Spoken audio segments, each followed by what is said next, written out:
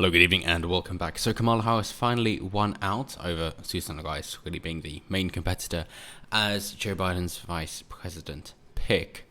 This is hardly a surprise. I mean, you did have a couple of contenders, but given that Biden said in March that it's got to be a woman of color, then of course you'd expect somebody like this. There is, of course, great irony and flip-flopping from her initial ideas, and just before we get into this, the point of the vice president pick is particularly pertinent for Joe Biden's case because he is clearly mentally deranged. He seems to be on the outset of Alzheimer's or dementia. His cognitive ability has declined horrifically over the past few years, which is evident by comparing and contrasting his current speeches or interviews from just 5 or 10 years ago, and therefore we are concerned for his mental well-being and just his health in general. What that means is that if you're voting for the Democrats come November, you're voting for the vice president because chances are Joe Biden will not see out the full 4 years in office, and therefore the vice president will become the incumbent. And it seems the Democratic Party have decided that, yes, we do want the first female president, and we want them to be a woman of colour as well. And therefore, if we push forward Joe Biden instead of Bernie Sanders, who's more of a socialist, then Joe Biden will pop his clogs and will actually be the party that got the first woman as well as the first person of colour as well. That seems to be their intention. So that is why they're pushing Kamala Harris. But of all the people, given her track record, why would you pick her?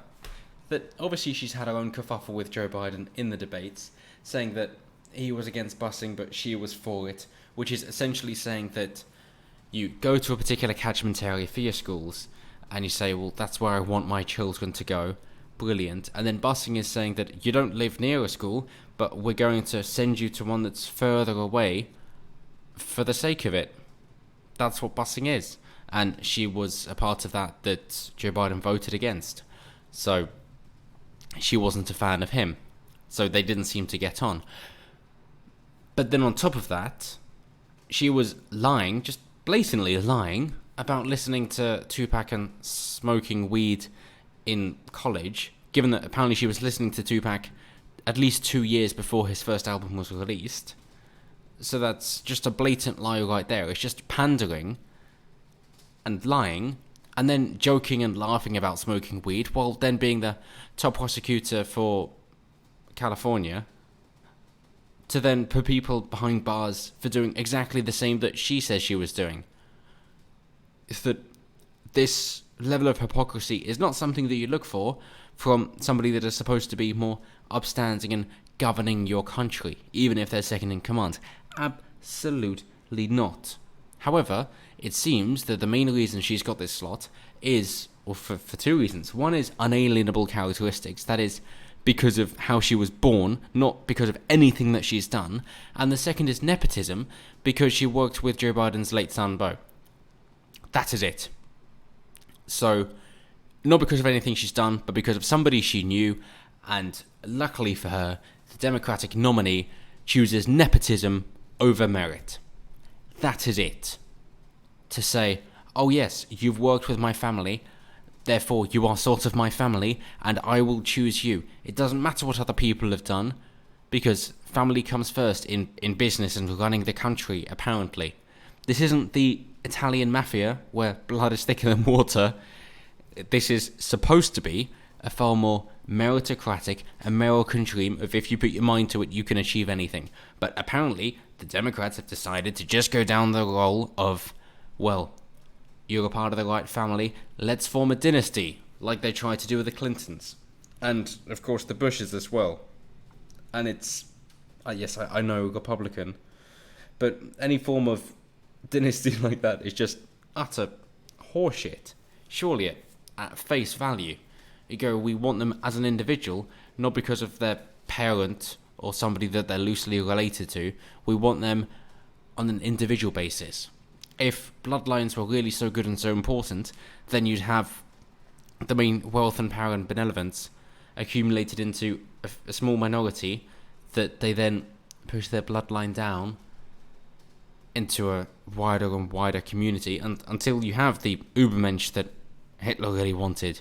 But clearly that doesn't happen. The idea of eugenics seems to be pretty fallible. Otherwise this would have happened by now. But that's where we stand.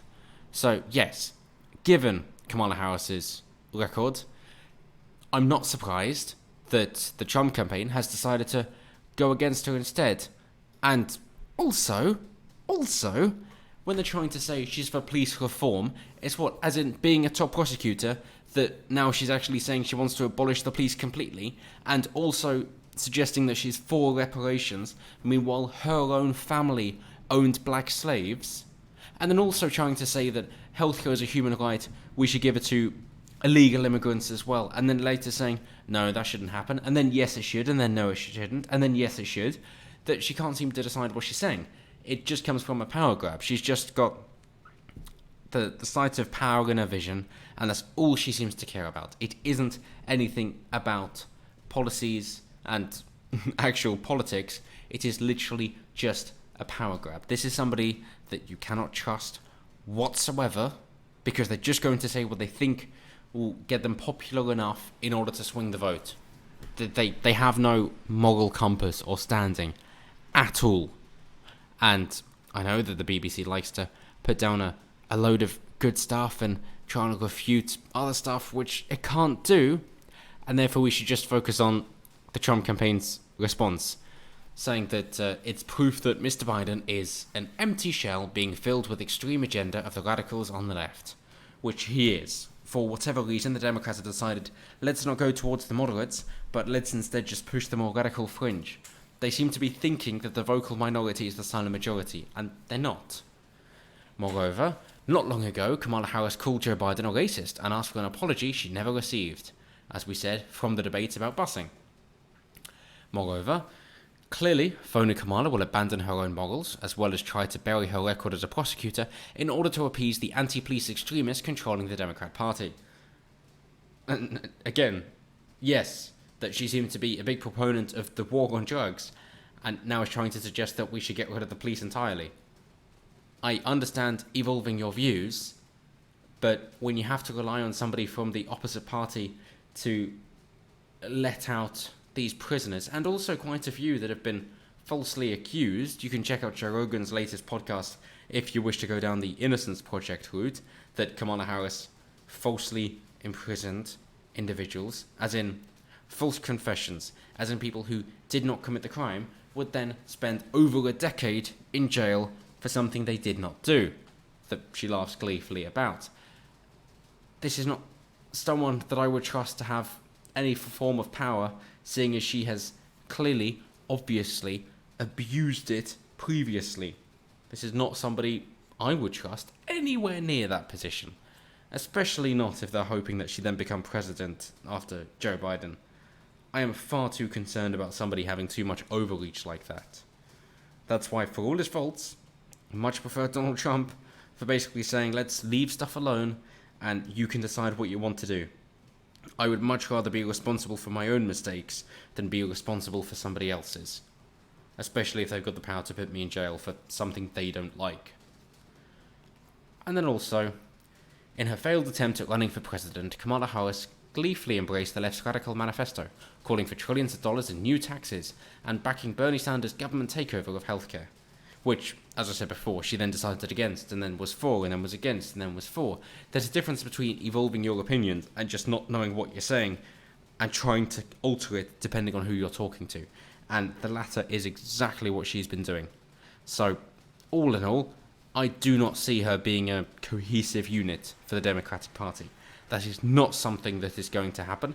Instead, she is going to be far more divisive than they had hoped. And I suppose, hey, let's just go over to the to the betting websites and let's start betting on Trump even more if you hadn't before.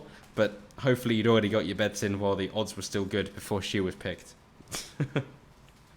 So I look forward to her debates with Mike Pence, and I also look forward to the debates between Trump and Biden, but I think at this point it's safe to say that ain't gonna happen. because they're going to hide him away as best as they can because they know he cannot talk. He's just a puppet at the moment, and I'm not even sure if he knows what he's doing. Maybe it's best off to just tell him that he's won the election and just put him in a fake kind of Oval Office and pretend he's doing important things, have some fake press briefings every once in a while, just so he feels important as he fades into obscurity. That you would hope that they can let an old man lose with dignity instead of hoisting him out in order to push their agenda. But apparently not. Apparently there is no dignity in old age anymore. So now we're left with Kamala Harris. Well, Trump 2020, and until next time, as always, have a good one.